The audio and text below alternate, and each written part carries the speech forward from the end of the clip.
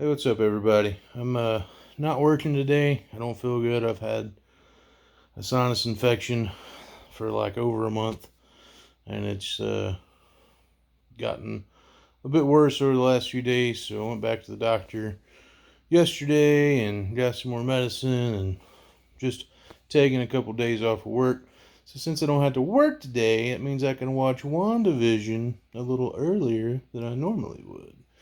So I'm going to watch this last episode of WandaVision, which I feel like it's going to be a pretty big disappointment. But we'll watch it, see what happens. Figured I'd do one of these reaction videos and then kind of tell you my thoughts on the show as a whole and, what I thought about it. I know there's 2 post-credit scenes as well, so I'll talk while waiting on those and all that stuff, and I'll review those. So there may be some spoilers ahead, so if you haven't watched WandaVision and you don't want anything spoiled, then probably don't want to watch this until you've watched it. Definitely don't watch this until you've watched the last episode, so you can see my reaction to it and what I think. All right, here we go.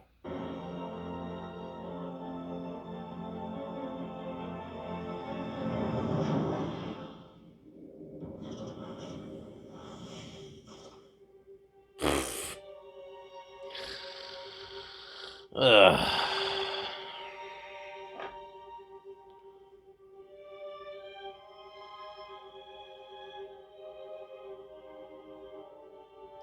For a normie, this was probably like really enjoyable. But for somebody who knows comics and knows what happens in comics, the show had a lot of potential and they squandered it.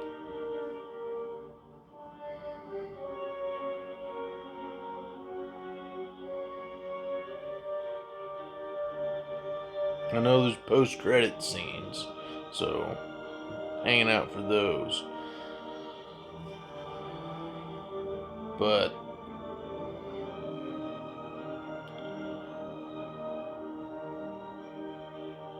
the big reveal that happened midway through the show, for that not to have been real,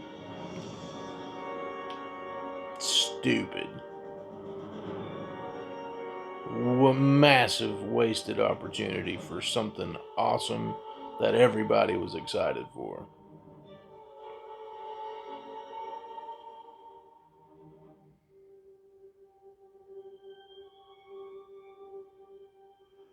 Okay, what's this first one?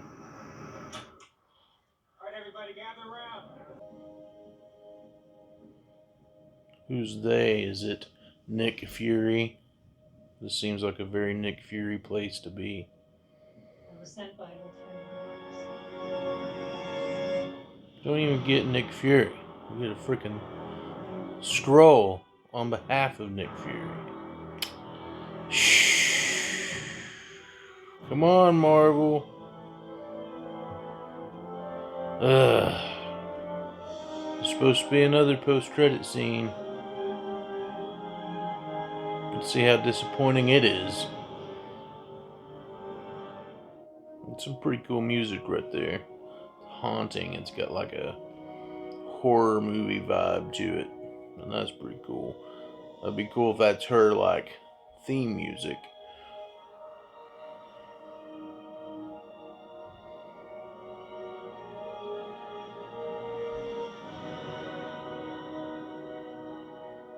Okay, here we go. It's the last scene. So, as a normie, as like just a fan of the MCU, like if you don't have any comic book knowledge of Scarlet Witch and like what she is and like the things that happened in her life in the comic books, this is probably excellent. And if you think it's excellent, that's great. That's excellent. I hope you did enjoy it. I enjoyed watching it Do I think that?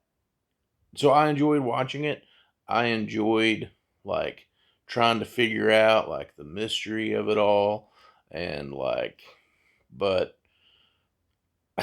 obviously I put too much faith in them to pull like just a bunch of awesomeness into one thing, which they could have easily done. Could have had Mephisto, could have had Magneto, could have really retconned her own origin, like they teased that she did. And, like, this just could have been so much better. And, like, a lot of people hated the sitcom aspect of it. I actually really enjoyed the sitcom portion of it because I really like old TV shows and classic sitcoms like that. Like the Dick Van Dyke episode, man, they nailed it. They acted just like Dick Van Dyke and Mary Tyler Moore, and it was very cool. And so the homage that they gave to all these great shows, Malcolm in the Middle, I really enjoyed Malcolm in the Middle getting some props. Uh, you know, that was good. That was cool. But like the story, Agatha Harkness being the major villain, who cares? I don't give a crap about Agatha Harkness. I've only read like 2 comics with her in it, and I have 10,000 comic books, man. Like she's not doesn't show up very often, and just who cares? It's like a C-list villain. Lame. You get somebody like Mephisto in there, which everybody wanted and everybody was anticipating.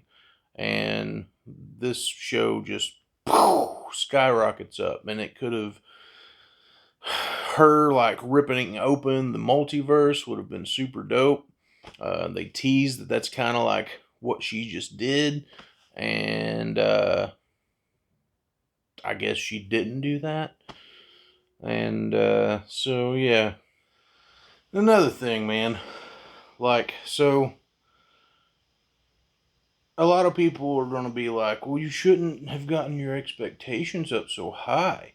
It's like you shouldn't have expected all these cameos and all these things. You shouldn't have expected all these characters. It's like that's your fault for expecting that stuff.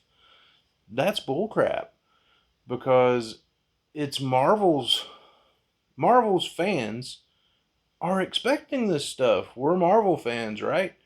And so we're expecting to see big stuff. We're expecting to see Mephisto. We're expecting to see a better villain than Agatha freaking Harkness. Spoiler, when you freaking show Quicksilver from the Fox X-Men movies and you tease that Wanda has rewritten her origin story and she has recast her own brother, and like the possibilities that brought. She could have ripped open the multiverse. She's a Nexus being, which they don't talk about either in here, which would have been awesome. They could have used Immortus and showed that she was a Nexus being and that she exists in all realities. And so even though her brother came from an alternate reality, he knows her because she exists in all realities. But no, they don't do that. Instead, they say that this Quicksilver was a joke and it was just Agatha using him and all this crap. And it's like, dude, Fox's Quicksilver is the best version of Quicksilver that has ever existed. Comic book Quicksilver, I'm sorry if you like the guy. He's boring, cheesy, and not a good character. He's C-list. C-list. Easy. MCU Quicksilver? Not that great. Very forgettable. He's dead and no one cares. Evan Peters? Fox Quicksilver? Holy crap, dude. He's everybody's favorite. And to bring in, to acknowledge that Fox did it better than you and now you own them. So to bring that into your world and to take the good stuff that Fox did correctly and bring it in, that's just respectable. That's good. Like, everyone would have loved that. But no, you're going to do it better, right? Just like your Tom Holland Spider-Man is better. I don't think so. A lot of people don't think so. Tobey Maguire was a much better Peter Parker. Andrew Garfield was a much better Spider-Man. And Tom Holland's just kind of meh. It's there. That whole Tom Holland Spider-Man universe. Spider-Man in the MCU, he does not feel like Spider-Man. It feels like Iron Lad, or, something like that. Iron Man Jr.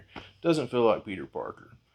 And so, yeah, Marvel, your fans are expecting big stuff. And for you to not give big stuff, don't be surprised if we're disappointed, because we're sitting here thinking about all these things that you could do, that you could have easily done.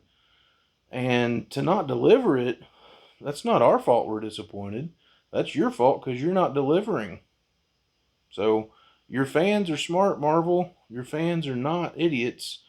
And you might want to start listening to them, both in your comics and in your movies.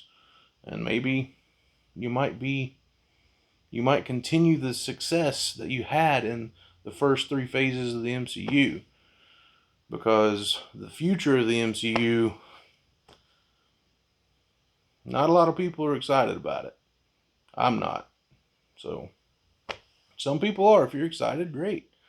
But I'm not. For a lot of people, the MCU ended with Endgame. And so, but back to WandaVision. Is it worth watching? Yes, you should watch it. But just watch it for what it is. Don't try to figure something out, because you're going to be disappointed if you try to figure it out. Just watch it and see what they do with it and see where they take the character. The good thing is that they did amp up Scarlet Witch's power set greatly, which was very much needed, because like in Age of Ultron, she was just kind of like pew pew pew pew pew, and she has world altering abilities. So very glad that they amped her power set up. That's very good. And I like that we know how powerful she actually is now. I liked seeing her backstory when her and Quicksilver were kids. That was cool. I liked Jimmy and Darcy, and Monica Rambeau is a great character in this. And it's a decent show. It's a good show. But for it being the first show that Marvel releases on Disney Plus, I mean, it doesn't really set up anything. It doesn't really do anything. A lot of people thought, oh, we're just going to see Doctor Strange. It literally did nothing but make her more powerful. That's all it accomplishes. And we get Vision. Supposedly we get Vision back, but where did he go? What happened? Why was he not at the end of this thing? As a comic fan, this show is a disappointment, because they could have opened up so many things to expand the MCU and to bring us into the next phase of the MCU, to like really set up this huge cosmic level stuff. And they did not. And for this to be Disney's first Marvel show that they show us, it's kind of lame, Disney. This is small potatoes, in my opinion.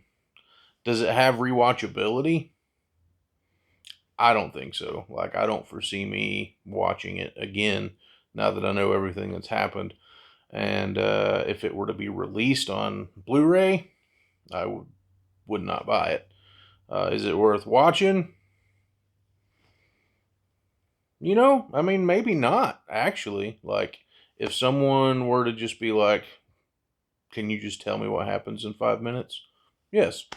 Okay, cool. And, you could save like 6-7 hours of TV watching. But